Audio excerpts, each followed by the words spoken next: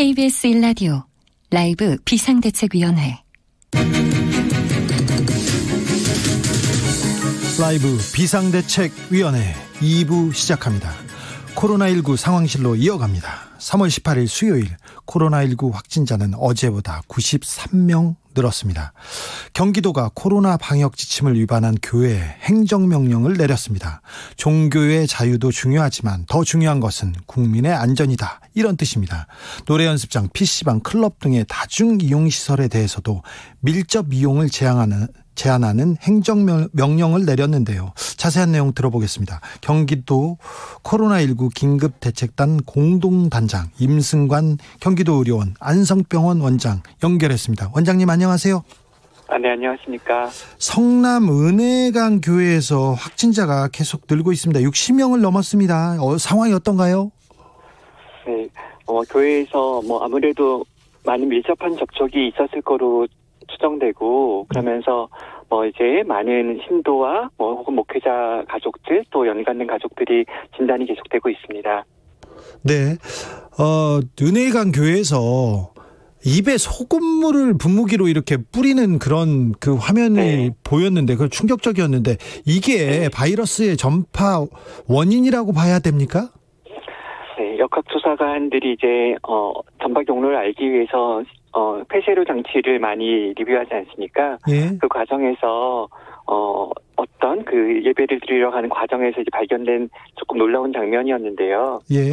그러니까 결국 이제 분무기가 구강과 굉장히 가까운 곳에 있었고, 예. 입에 점막에 닿을 수도 있고, 또 혹은 재채기라든지 기침을 하면서 또 오염될 수도 있잖아요. 네.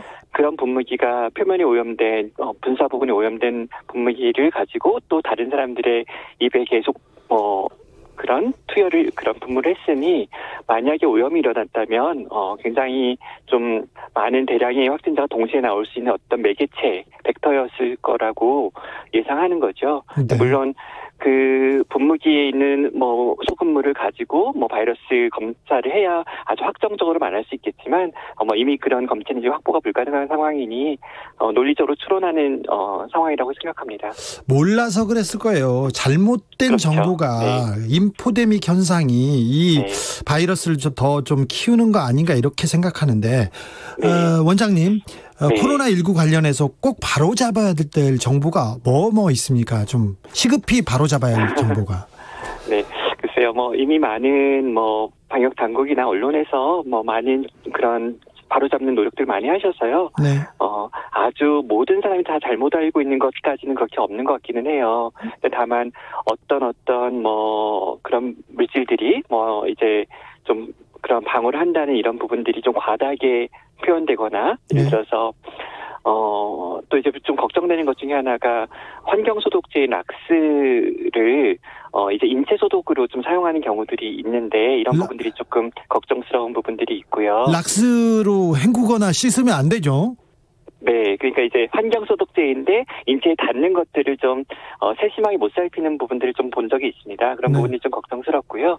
또 외국에서는 지금 이부프로펜이라는 해열 소염 진통제 같은 부분들이 이제 코로나 바이러스 감염자에게 사용하면 안 된다라는 어떤 좀 약간 경도된 의견들이 좀 또 미디어를 통해서 퍼져나가고, 그러면서 정말로 고열이 나는 사람들이 해열제를 좀 멀리하고 하는 일들이 있답니다. 예. 그런 부분들이 우리나라에서도 있을 수 있어서 계속 좀 잘 살펴야 될 것 같습니다. 소금은요? 소금은 바이러스 예방에 도움이 되는 거 아닙니까? 글쎄요. 소금 염화나트륨 성분이 살균, 아주 고농도라면 살균 효과가 있겠지만, 네. 그런 부분들을 인체 소독, 피부나 구강 점막 소독으로 사용하는 것에 대해서는 어떤 학술적인 근거는 부족한 일 같습니다. 아, 네. 소금물 그거 아니네요. 네, 아니라고 생각하셔야겠습니다. 경기도가 코로나19에 대해서 가장 강력한 대책을 쏟아내고 있습니다. 성격이 그렇습니까? 급한 도지사 때문인 것도 같은데. 네. 네. 경기도 도내에 137개 교회를 일단 행정명령을 내렸고요. 노래방도, 네. PC방도, 클럽도 이제 가면 안 되는 건가요? 사실 좀 우리가 어떤 논리적으로 생각하기 되게 당연한 일인데, 결국은 그런 오늘 도지사님이 브리핑했던 예들이 세 가지 조건을 만족하는 곳들을 주로 말씀하신 거라고 생각합니다. 네. 즉 밀폐된 공간 안에 많은 사람들이 모이는 공간, 네. 더불어서 환기가 되지 않기 어려운 실내 공간, 네. 그리고 더불어 마지막으로 비말이 많이 생기는, 말을 많이 하고 뭔가 몸을 많이 움직이는 이런 공간들을 대표적으로 이렇게 거론하고 또 행정적으로 좀 지도하겠다라고 표현을 했는데요. 네. 근데 사실 또 우리 문화와 조금 다른 부분들이 좀 있죠. 그래서 그런 부분들을 경기도에서는 오늘도 교회에 관련돼서 지사께서 네. 말씀하시면서 이런 부분이 다 알아서 하는 것만은 아니고 네. 그런 메시지를 전달하면서 같이 관련된 당사자들과 더 좋은 방법을 찾자 이런 질문이다라고 말씀하셨는데 역시 같은 맥락인 것 같습니다. 아, 그래요? 이재명 처분 같은 부분들을 또 네. 필요하면 또 지도하고 계고하겠지만 네. 이런 메시지를 전달함으로써 또 스스로 대책을 내놓는 즉 우리 개신교 교회 예배에 관련돼서도 사실은 그 5가지 수칙들에 대해서 도가 먼저 이런 것을 지키라라고 했다기보다는 교단에서 먼저 이런 부분이면 되겠냐라고 얘기했던 부분이라고 알고 있습니다. 아, 그래요? 또 마찬가지 좋은 효과가 보건당국과 관련된 업계의 어떤 그런 좋은 논의가 이루어질 수 있었으면 좋겠습니다. 피러 멋쟁이님이 이런 질문하셨어요. 서울도 PC방 걱정입니다. 아들놈들 걱정이다 이렇게 얘기하는데 PC방이 조금 지금 위험한 거 맞죠? 저도 PC방을 가본 적이 별로 없어서 잘 모르겠는데요. 네. 오늘 네. 연구원들을 저희 같이 일한 팀 연구원들한테 들어보니 네. PC방에서 하는 온라인으로 하는 같이 한 게임들이 대체로 많은 말을 한답니다. 네. 헤드셋을 끼고 네. 이렇게 작전을 외치고 네. 의기투합하고 매우 많은 그런 일들이 있다고 하는데 그렇다면 네. 콜센터랑 굉장히 비슷한 공간이 되겠죠. 네네. 그러네요. 네이비 아웃님은 이런 문자였어요. 우리 엄마한테 콜라텍 같이 마시라고 신신당부했는데 그 어머님이 신신당부해도 갈 가능성이 매우 높습니다. 이런 분들은 어떻게 해야 됩니까?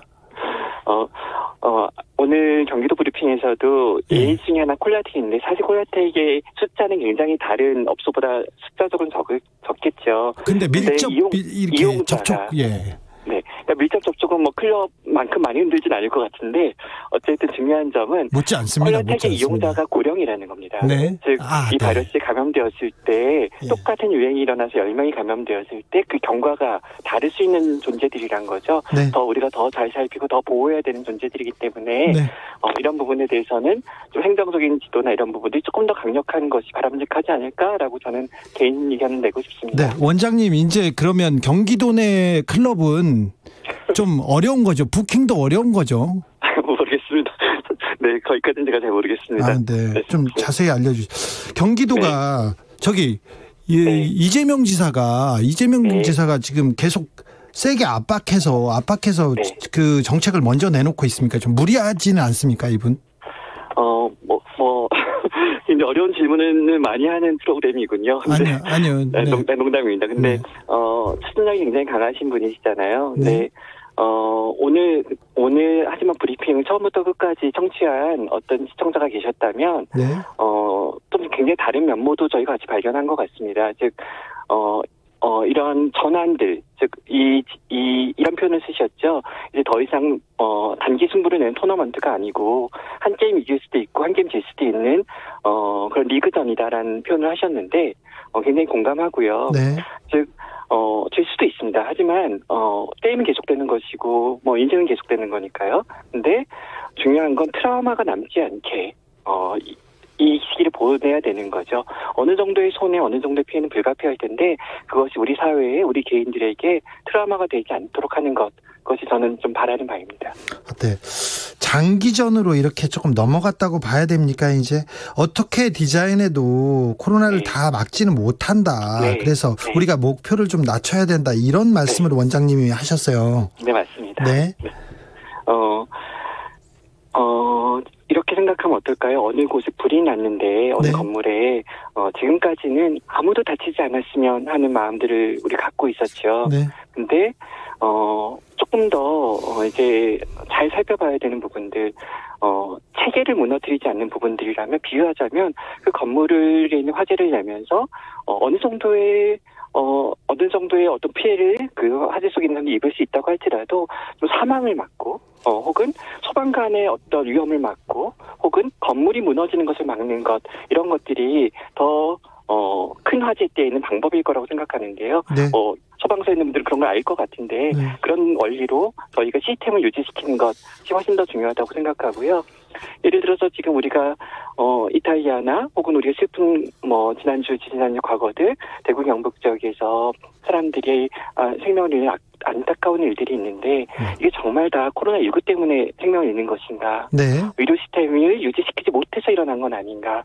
즉 아직 구급차를 못 타서 혹은 중환자실에 도착하지 못해서 사망하는 것은 아닌가 이런 질문을 품는다면 체계를 잘 유지하는 것이 얼마나 중요한지에 대해서 저희 사회가 다시 돌아봤으면 좋겠습니다. 네, 근본적으로 좀 돌아볼 때가 된 것 같습니다. 네, 전환 시기라고 생각합니다. 네, 원장님 목소리가 굉장히 신뢰감을 줍니다. 그래서 몇 가지 개인적으로 궁금한 거 물어보겠습니다. 이탈리아에서 사망자가 2,500명이 넘었어요. 네. 이탈리아는 뭐 선진국이고 의료 시스템이 그렇게 뒤처졌다고 평가받지도 않았습니다. 그리고 그분들 토마토도 많이 먹는데 왜 이렇게 많이 죽습니까? 네.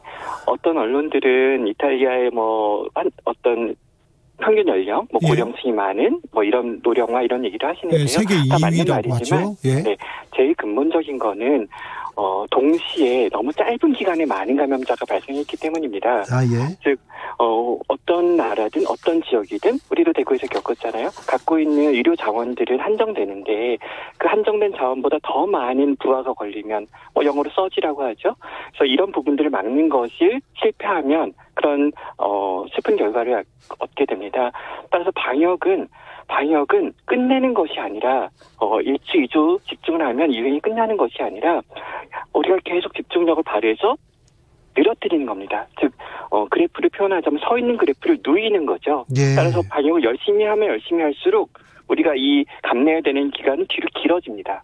대신 1,000명의 감염자가 우리한테 단위 시간당 겪는다고 했을 때 그걸 일주일, 2주일 안에 1,000명의 환자를 돌봐야 될 것인가? 2달, 3달에 갖춰서 1,000명 환자를 돌볼 수 있게 만들 것인가? 이것이 핵심 질문이고 따라서 우리가 지금 하고 있는 거의 모든 방역 정책이 이 그래프를 누이게 하기 위한 노력입니다. 네. 유럽 여행을 다녀온 용인 씨 일가족이 3명이 코로나19 확진 판정을 받았습니다. 이제 지역 내 감염뿐만 아니라 해외에서 유입되는 감염 이것도 신경 쓰이는데요. 어떤 대비가 필요합니까? 어떤 준비해야 됩니까?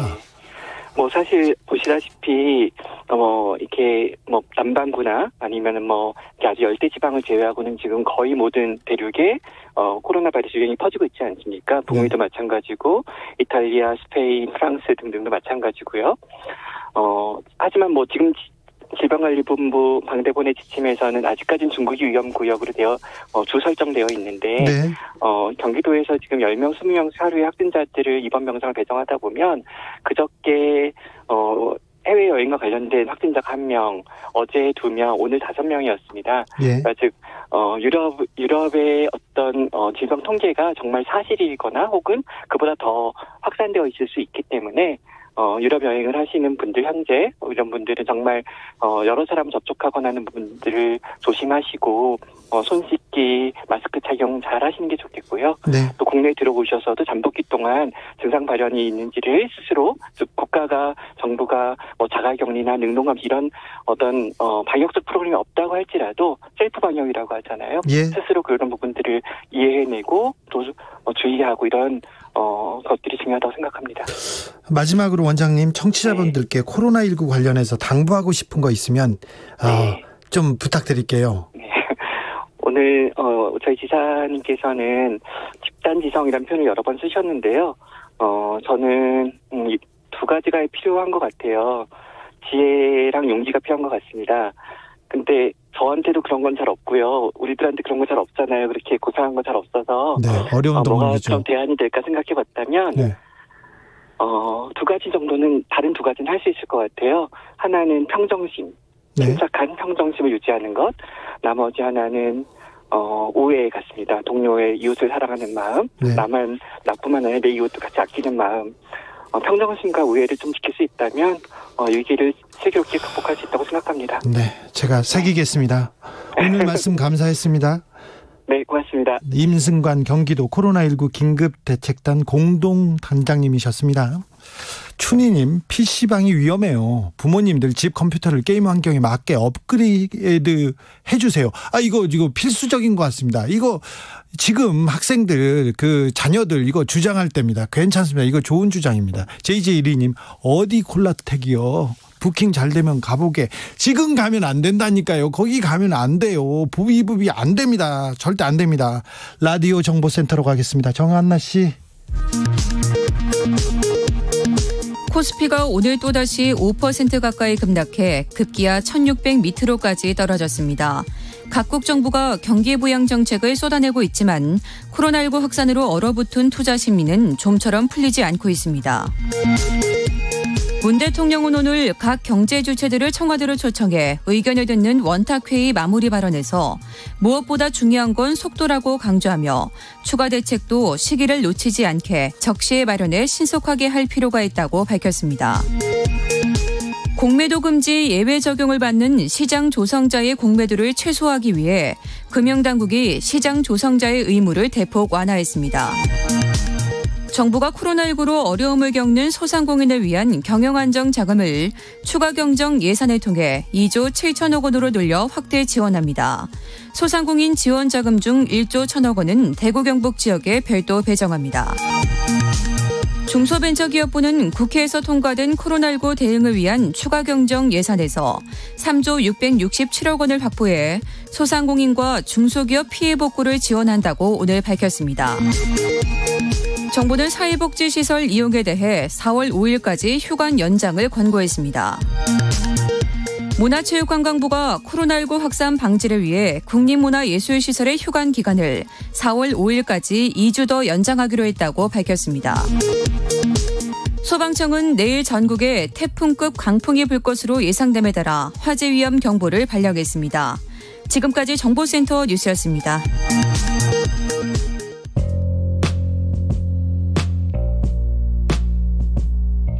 당신의 저녁은 예전 같진 않겠지만 계속 똑똑해진다.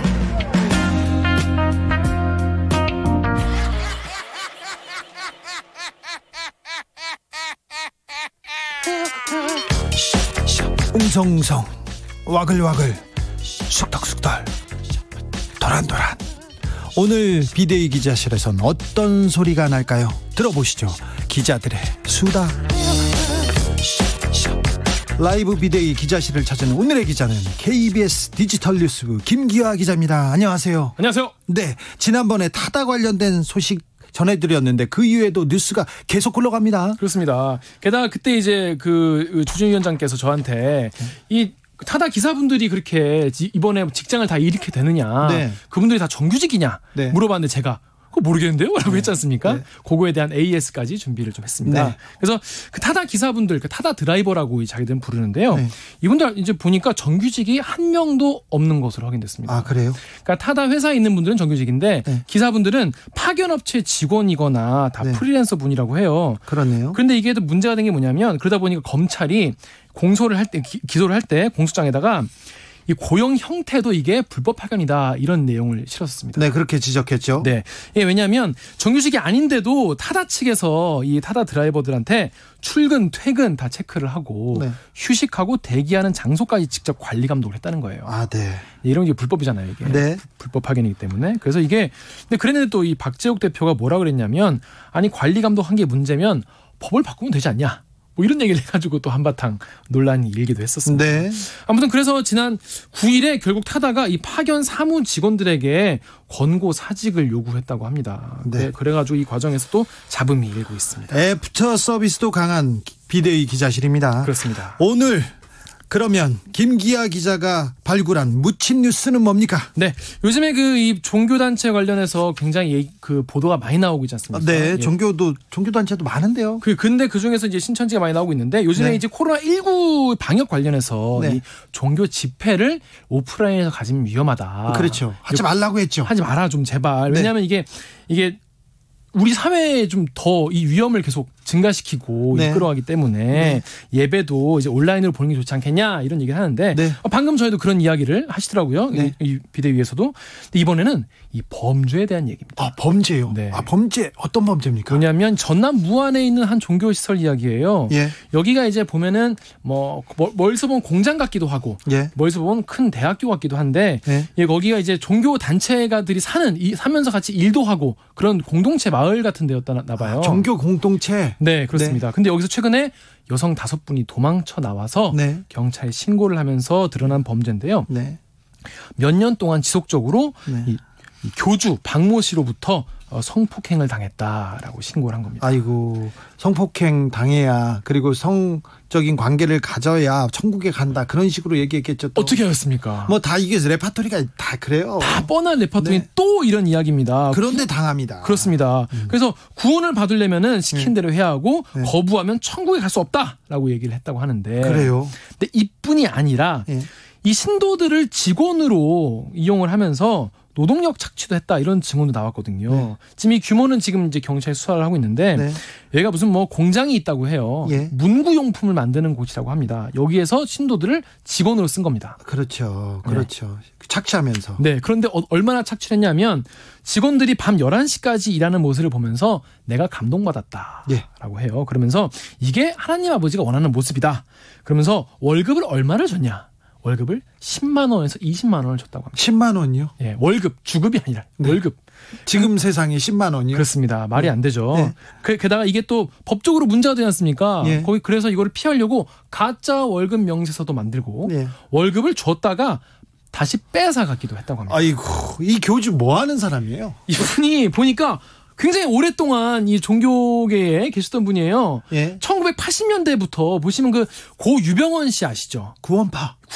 네, 구원파로 유명한 고 유병원 씨와 함께 같이 활동을 하던 분이라고 합니다. 그런 분들이 이렇게 사이비나 이단이라고 칭하는 분들이 이렇게 뿌리로 올라가 보면 다 연결이 돼요. 그렇습니다. 같이 활동했거나 거기에서 퍼져 나왔거나 막 그렇습니다. 거기서 어느 정도 뭐 배우기도 하셨겠죠. 예. 그래서 이걸 하다가 이제 갈려 나와서 네. 90년대 초반, 네. 뭐 93년 정도에 이 종교 시설을 만들어서 운영을 했다고 합니다. 그 규모는 어느 정도 됐어요? 규모는 지금 경찰도 파악하고 있는데 겉으로 봤을 때는 보통 공장 한 2개 정도 있는 규모인데 그렇게 크진 않은 것 같아요. 근데 기숙사도 있고 예. 꽤 많은 분들이 좀 계신 것 같습니다. 네, 그런데 문제는 뭐냐면 네. 경찰이 지금 수사를 하는데 네.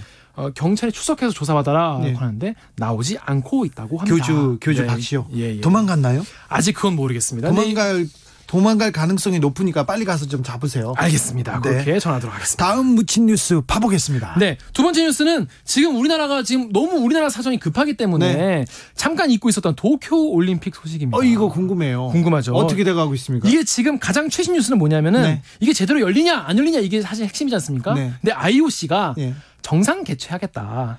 4개월이나 남았기 때문에 아직 극단적인 선택을 하기는 이르다 이렇게 얘기를 했어요. 그렇게 말을 하고 있지만 그렇지만 이게 좀 들여다봐야 되는 부분이 있는데 일단 지금 아베 신조 그 일본 총리의 의지는 또 확고해요. 지난 네. 16일에 요거 웃으면서 하면 안 되는데 네. 도쿄올림픽이 네. 인류가 코로나 바이러스에 이겼다는 증거로 온전하게 개최하자. 누가 지금 이 얘기를 하죠? 이 아베 신조 총리가 얘기한 겁니다. 아니 전 세계 모든 스포츠를 쉬기로 했고 네. 유로 2022 네. 연기됐어요. 네. 그리고 전 세계 프로 스포츠가 다 지금 안 하고 코로나를 이기자 잠시 멈추자 얘기하고 있는데 아베 신조만 유일하게 그렇습니다. 거꾸로 가네요. 이거지 인류가 코로나 바이러스 이겼다는 증거로 이거를 추진하자는 의견이 G7 차원에서 지지를 받고 있다.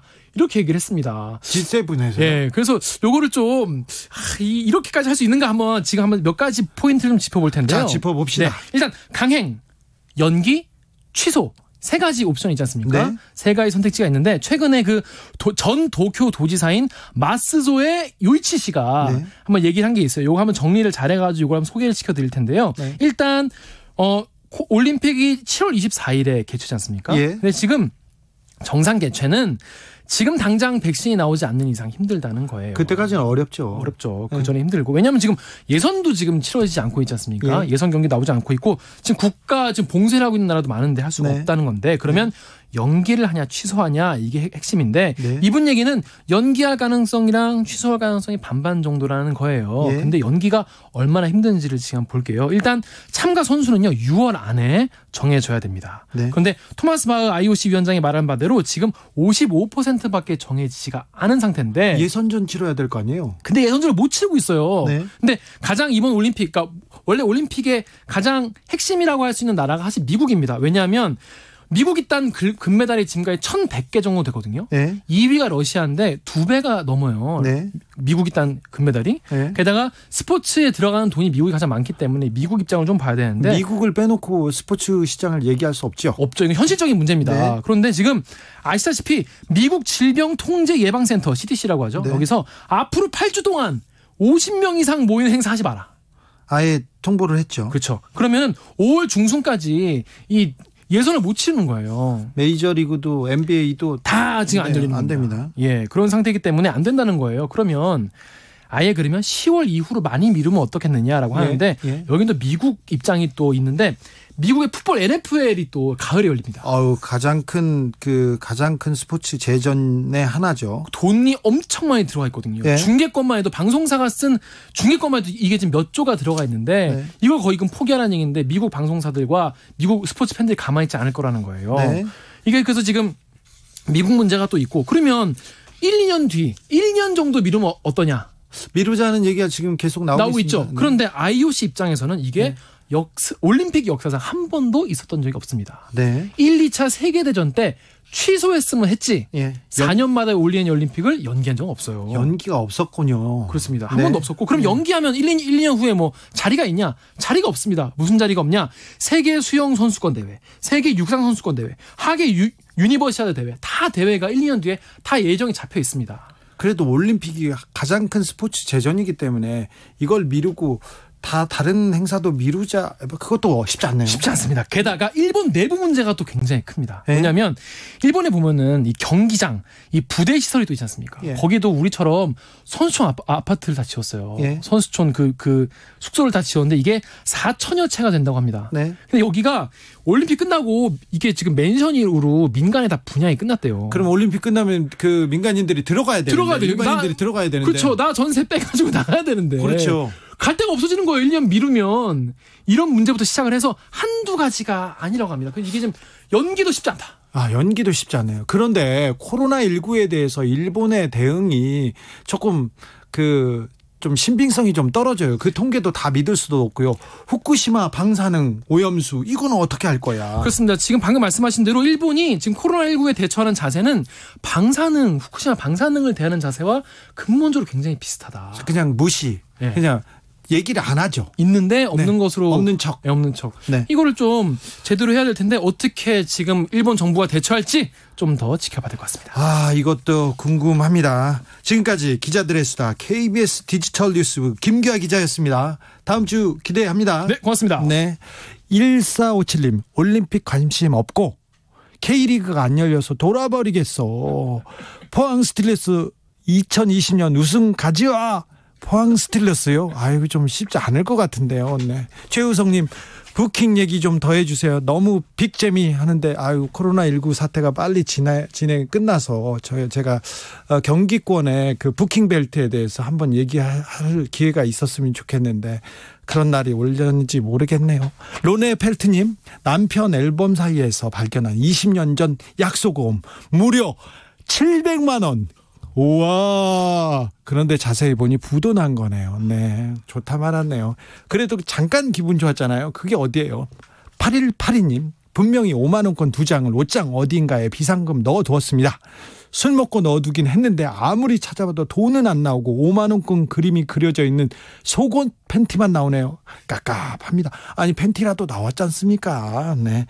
2580님 딸아이 대학교 개강이 늦어져서 겸사겸사 가방을 세탁 후에 빨래 거리에 넣으려고 가방을 뒤집는 순간 딸아이 목걸이가 툭 하고 떨어졌습니다. 그것은 바로 1년 전 잃어버렸던 제가 사준 딸아이 성년의 날 선물 목걸이였습니다. 온라인 강의 듣던 딸아이가 얼마나 좋아했는지 모릅니다. 추억이 새록새록 돋습니다. 교통정보센터로 가겠습니다. 임초희 씨. 네, 이 시각 교통정보입니다. 고속도로 정체는 수도권과 일부 남부 지역에서 보이고 있고요. 돌발 상황 먼저 살펴드리겠습니다. 호남권 순천 완주고속도로 순천 방향으로 상관 부근 2차로를 막고 고장난 소형 화물차를 처리하고 있고요. 수도권은 영동고속도로 강릉 방면으로 안산 부근에 고장난 차가 있었는데요. 처리는 됐지만 서안산 나들목에서 1km 여파 받고 있습니다.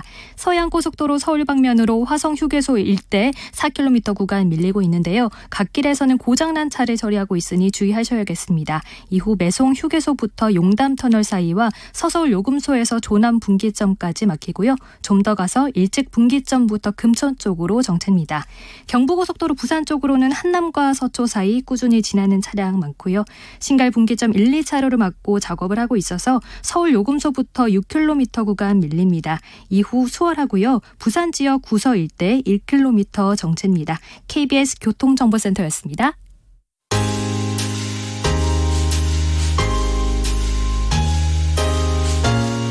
당신의 퇴근길, 야근길, 학교길, 정처 없이 걷는 길, 그 모든 길에 변함없이 함께합니다.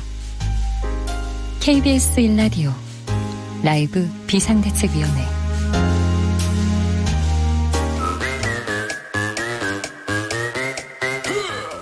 모두 정숙해 주십시오.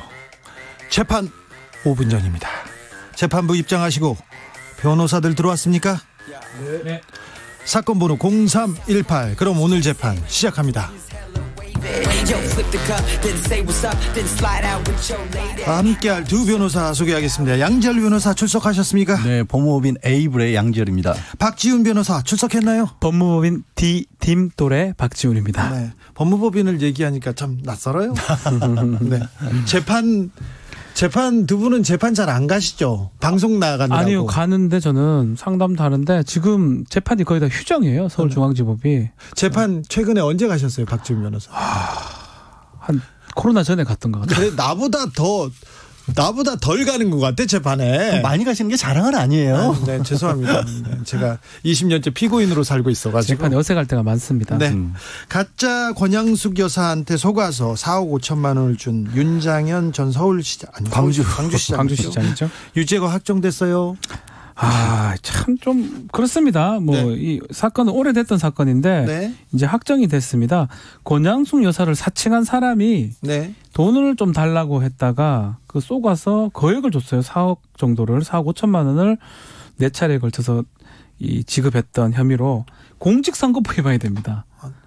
그렇죠. 당선의 목적으로 돈을 건넨 거예요. 근데 사실은 이 사람 피해자예요. 네. 그 사람 사기꾼이거든요. 사기꾼한테 사기죄의 피해자 겸 공직선거법 위반 혐의가 돼가지고 이게 죄가 커졌네. 네, 집행유예 선고를 확정받았습니다. 그러니까 이제 당에서 공천을 받을 수 있을 거라고 기대를 한 거죠. 네. 이제 근데 사실 잘못한 건 맞으세요. 분명히 네. 잘못한 건 맞고, 그리고 이제 대법원이 그 부분을 인정을 했습니다. 순수한 의도만 있지는 않았을 것이다라고 보기엔 액수가 너무 큰데, 근데 이제 저희가 사기 사건을 보다 보면요, 어떤 사람들에게 심취가 생기냐면.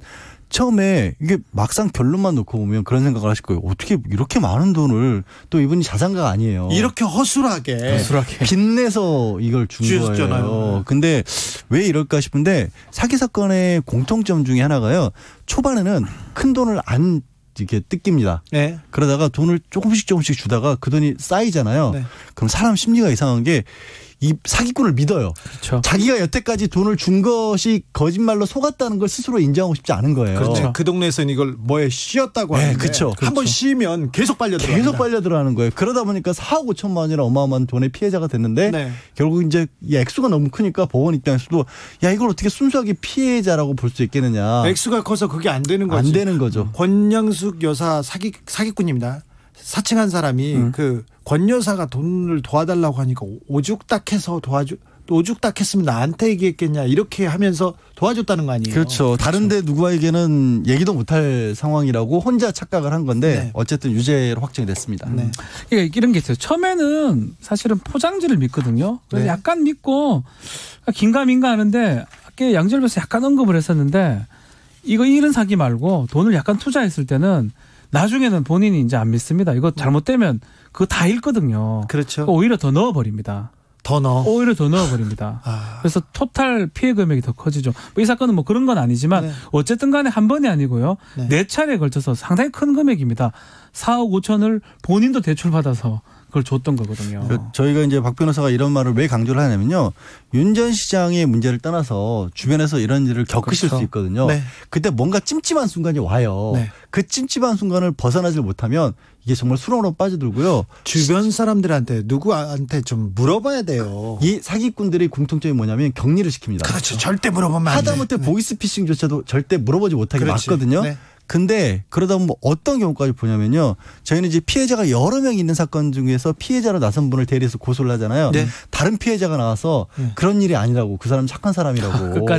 끝까지 믿어요. 그리고 구속돼 있잖아요. 탄원서까지 써줍니다. 그렇죠. 자기 돈을 주고 자기 돈을 빼앗겼는데도 이 사람 그런 사람이 아니다. 왜 그러냐면 저 사람이 나와야 내가 이 돈을 투자한 걸 제대로 다시 되찾을 수 있을 거라고 믿는 거예요. 믿고 싶은 거죠. 믿고 싶은 거예요. 그 마음이 그렇게 무섭습니다. 사람이 얼마나 약한 존재인지 이 사이비 종교 집단에서 보고 이 사기 사건에서 또 봅니다. 네. 에드리안 훌님이 그래서 사기치는 사람은 항상 아는 사람 그런 사람 많지요? 네.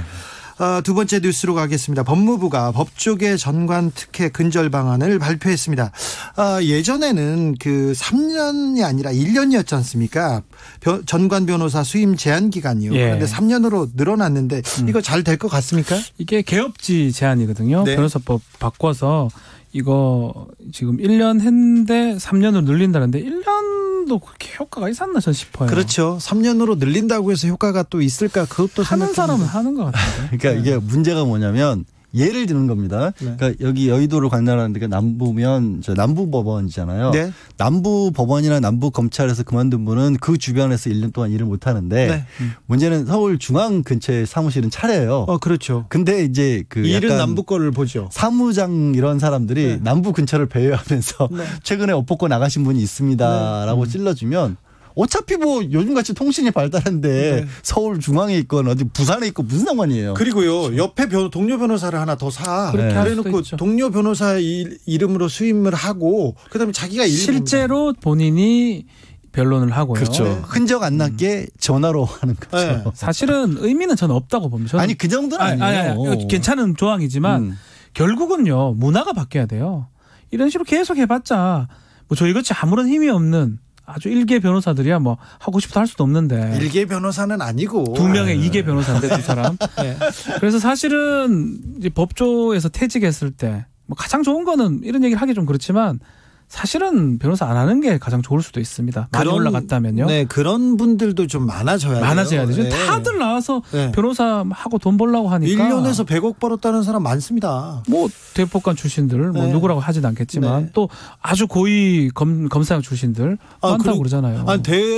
대검 차장하다가 갑자기 삼성 무슨 위원회로 간 사람도 있고요. 그러니까 대법관 하다가 글로 간 사람도 있고요. 어떤 분들은 그렇게 얘기를 하세요. 이런 얘기를 하면 박 변호사 같은 얘기를 하면 직업의 자유를 침해하는 거라고 얘기를 하는데 대한민국의 어느 직업이 그 전까지 일하던 직장의 모든 영업 비밀을 가지고 나와서 그것도 그때까지 그냥 공짜로 일하는 게 아니라 국가에서 녹을 받고 일을 했잖아요. 그렇죠. 그리고 그 경험 국가에서 훈련시켜준 경험을 갖고 나와서 개인의 이익을 위해서 일하는 집단은 없습니다. 네. 판검사만 옷을 벗지 않습니까? 네. 막대한 돈이 그 뒤따라옵니다. 그러니까 말 나온 김에 그 얘기도 하면 그렇기 때문에 판검 안에 있을 때 선배 후배 관계들이 있는 거거든요. 그렇죠. 나와서도 그 관계가 절대 끊어지지 않습니다. 네. 지금은 덜하지만 이런 적도 있어요.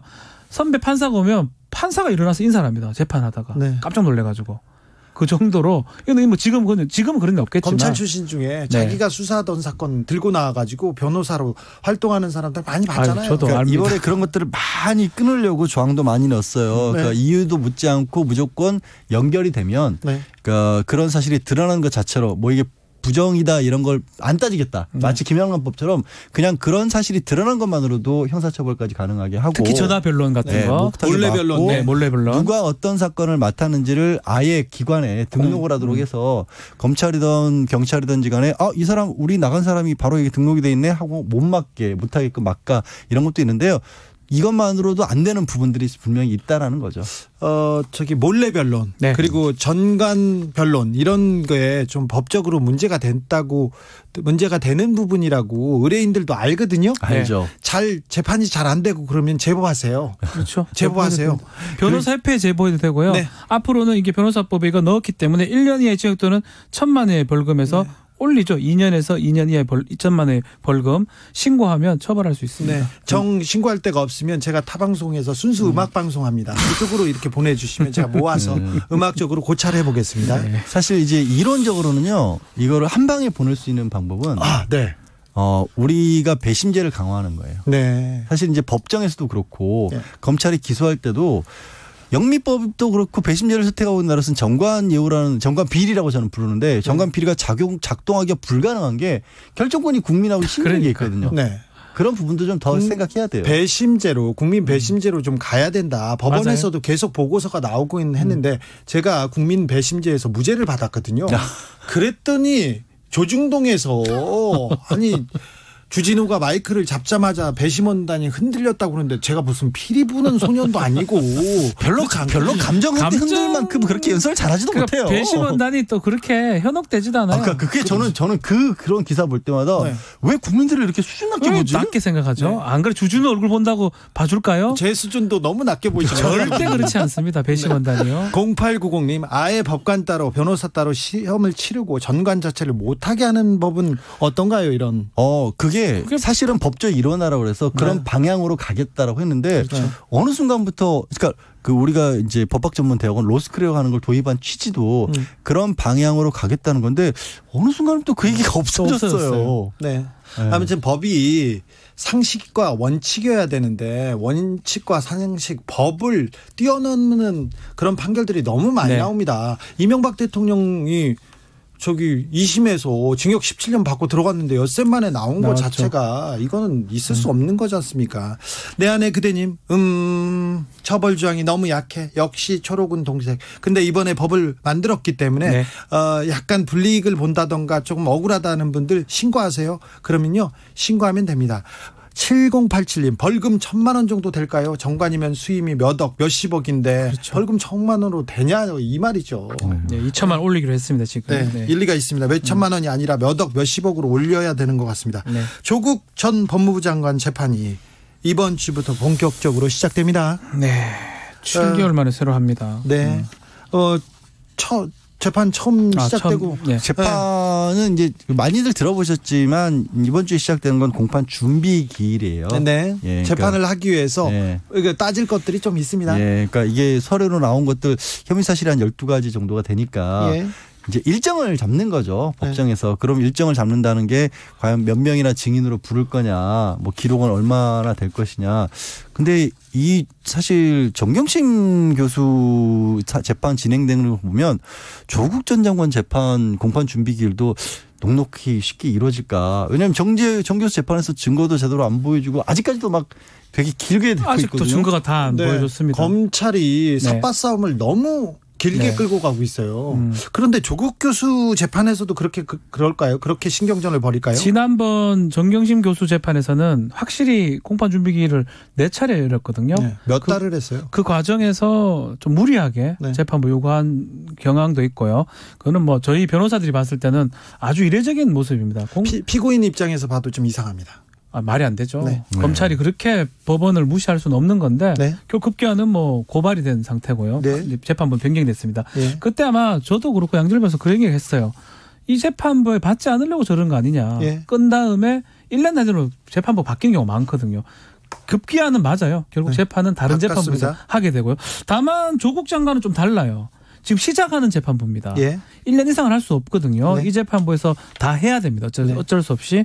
그러기 때문에 많이 끌지는 못할 것이다 생각이 들어요. 네, 판사님이 또 지난번 판사님이 뭐 현명하게 좀 재판을 진행해 주지 않을까 그런 생각도 합니다. 그렇죠. 네.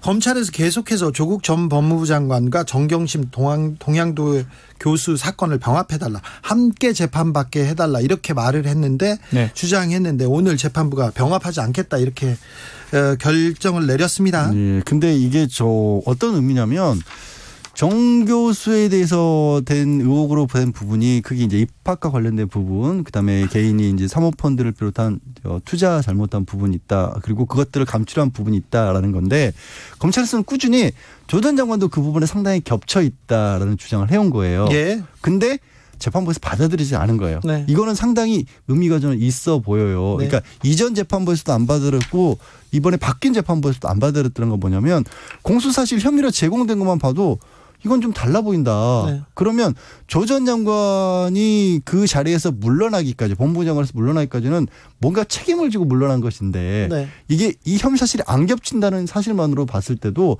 몰랐다는 부분이 상당 부분 보이는 거거든요. 애초에. 예. 이게 정 교수도 물론 그 부분에서 실제로 얼마나 유죄가 나올지는 모르지만 네. 이 검찰의 맹공에 비해서는 첫 번째부터 화력이 사실 받아들이지 않은 거예요. 아, 네. 그리고 이제 효과는 두 가지 같아요. 가장 큰 효과는요. 망신주기입니다. 두 사람 같이 세우는 거. 네. 두 사람 사건이 병합돼 가지고 네. 재판이 열리면 그 두 부부가 원샷에 네, 그렇죠. 네, 또 선거를 앞두고 있지 않습니까? 그렇죠. 그리고 두 번째는요. 이쪽 증거 저쪽 증거를 합쳐서 이쪽 증거를 절로 쓰고 이쪽 증거를 절로 쓰고 이런 어떤 욕구도 있는 것 같아요. 네. 뭐 그거를 달성하기 쉽진 않겠지만 지금 좀 취재했던 기자들 얘기 들어보면 정경심 교수 재판에 지금 증거들이 아직 많이 제출이 안 됐다 그러거든요. 네, 아직도요? 예. 혹시나 지금 조국 교수 재판에 쓸만한 증거가 글로 갈 수 있는 상황도 있는지 저는 생각이 들어요. 네. 그래서 이걸 병합을 약간 생각하고 있는 게 아닌가. 근데 참 허가는 안 되는 거예요. 그렇게 치더라도 지금 몇 달째예요. 네. 뭘 아직까지 감춰놓고 있어요. 5달 다 돼갑니다. 지금 44개를 안 준다고 그러거든요. 네. 열람 등사를 불허했다 그러는데 그중에 뭐 좀 의미 있는 걸 보면 범죄를 고발받아서 했다고 그러는데 고발서가 있어야 돼요. 고발장. 네. 네. 고발장 보자고 변호인 측에서 요청하니까 고발장 없다고 이렇게 얼버무렸어요. 네. 그러면 결국은 고발 없이 수사했으면 표적 수사거든요. 네. 그런 부분까지 지금 재판부에서는 봐야 될 것 같아요. 아니 이제 박 변호사가 얘기해보면 오늘 재판에서 네. 나온 얘기랍니다. 오늘 재판에서 나왔고 그러니까 이게 수사를 처음에 어떻게 시작이 됐냐 재판의 시작이. 근데 기억하시겠지만 검찰에서는 후보자 지명 그때 당시에 네. 법무부 장관 후보자 지명 이전에 지명 이후에 무슨 우리가 따로 내사를 해서 내사 아니라 그랬어요. 캐봤거나 이런 거 아니고 이후에 고소 고발장이 접수가 됐기 때문에 고소 고발 접수됐으니까 우리는 당연히 수사 시작할 수밖에 없다라고 했는데 오늘 재판장에서는 이거 인지 사건이라고 고발장 없다라고 얘기를 한 거예요. 고발장이 있다면서요? 또 없다고? 없대요. 있다고 그랬잖아요. 없대요. 그러면 이거는 검찰이 그냥 뭘 가지고 수사를 뭐 합니까 이게 장난입니까? 아니 저 검찰도 공익을 위해서 움직이는 공무원들인데 다 벌받아 이러다가 나중에 이 내용에 대해서는 전혀 그 검찰의 주장이 너무 옹색해요. 말이 안 됩니다. 그러니까 이상한 거죠. 아니 그러니까 고발장이 없었던 부분 다는 아니겠죠. 일부는 있겠지만 없었던 부분에 대한 거는 검찰이 그냥 자체적으로 수사에 나섰다라고 인지하고 선택 수사하고 내살한 겁니다. 그러면 네. 거짓말한 거죠. 그러면 거짓말이네요. 거짓말이라고 볼 수밖에 없습니다.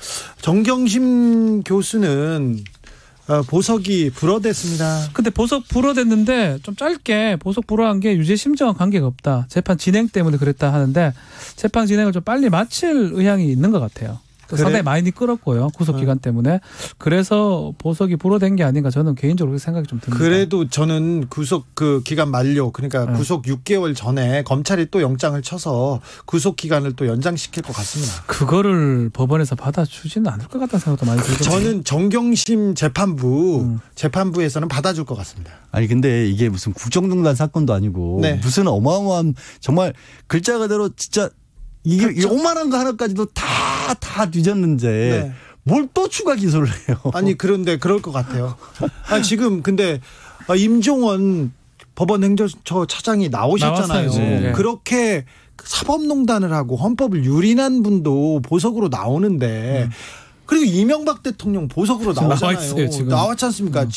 뇌물죄로 징역 17년을 받은 사람인데 재판을 하려니 너무 증인도 많고 증거가 많아. 그래서 나가 있어. 이렇게 해서 나왔지 않습니까? 그런데 죄질이 가장 뭐 비교할 수 없는 사람은 그렇죠. 안 내보내주지 않습니까? 이게 우리나라 법입니다. 전관예우. 전관비리. 네, 전관비리. 전관예우가 아니에요. 전관비리. 콜피스님. 벌금은 있지 않습니까? 전관예우로 번 돈의 50%는 가야죠. 이렇게 얘기하는데 저는 500% 정도는 가야 된다. 500도 작습니다. 저는 한 3000% 정도 하자고요. 좀 질러보세요. 묶고 더블로 가봐. 아유, 참 한숨만 나오네요. 네. 네. 미안합니다. 변호사로서. 그런가요? 이번 주에 재판이나 검찰에서 중요한 뭐 뉴스가 있을까요? 지금 계속 진행 중이거든요. 조국 장관 재판도 그렇고 이번 주 말고 다음 주 다 열릴 예정입니다. 네, 다음 주부터 본격적으로 좀 진행되겠네요. 검찰의 그 작전도 좀 보이겠네요. 뭐 증거들을 지금 달라는데 증거를 안 주고 있기 때문에 글쎄요. 지난주 정경심 교수 재판에 관한 얘기는 잠깐 저희가 다뤘고 계속해서 이상한 얘기들이 좀 나오고 있는데 언론에 보도가 잘 안 돼요. 보도가 안 돼요. 그것도 똑같아요. 윤석열 장모 사건하고. 정경심 교수 사건하고 이제 옛날에는 정경심 조국 기사가 막 쏟아져 나오더니 재판에 가니까 하나도 없고요. 윤석열 장모 사건은 검찰인데도 하나도 없습니다. 검찰에서 이제 부른다는 거 아닙니까? 불러도 몰라요. 아무도 몰라요. 그래요? 예. 저희만 억지로 검색을 하기 어려워요. 제 기사가 없어서 겨우겨우 찾아보고 있습니다. 검찰 기자들이 그 쓰는 기사의 가치가 조금 저희 시민들이나 우리 변호사님들을 생각하고 좀 다른 것 같습니다. 그러니까 보도자료 같아요. 검찰 보도자료. 기왕이면 뭐 다른 것보다도 우리 옛날보다는 많이 이제 좀 변해가긴 했지만 재판과 관련돼서 재판 단계에서 오히려 심층적으로 얘기가 나와줘야 되거든요. 왜냐하면 그렇죠. 재판에서는 그래도 양쪽 얘기가 같이 나오기 때문에 검찰 단계에서는 한쪽 얘기가 나오고 보도해줘야 돼요. 이거는 이거는 보도해줘야 됩니다. 짜장면 이런 거 보도하지 말고 이런 걸 보도해야 돼요. 한식 짜장면 중요하지 않습니다. 이거는 보도해야 됩니다. 알겠습니다. 짜장면이 중요하지 않습니다. 아이고 아마 몰라도 돼요. 박지원 변호사의 변론이었습니다. 여기까지 하겠습니다. 0005님, 그럼 정경심 씨는 무죄고 검찰과 법원은 나쁜 짓 하는 건가요? 그거는 그거는 아니죠. 정경심 씨는 무죄는 아니고 그리고 법원에서 지금 재판을 받고 있습니다. 그러니까 조금만 결과를 좀 지켜보시죠. 결과가 나오기 전에 우리가 예단하지 말자. 검찰이 너무 언론 플레이하고 있다 이런 얘기입니다. 그렇죠. 그 얘기죠. 지금까지 재판 5분 전이었습니다. 양지열 변호사님, 박지훈 변호사님 감사합니다. 네, 감사합니다. 고맙습니다.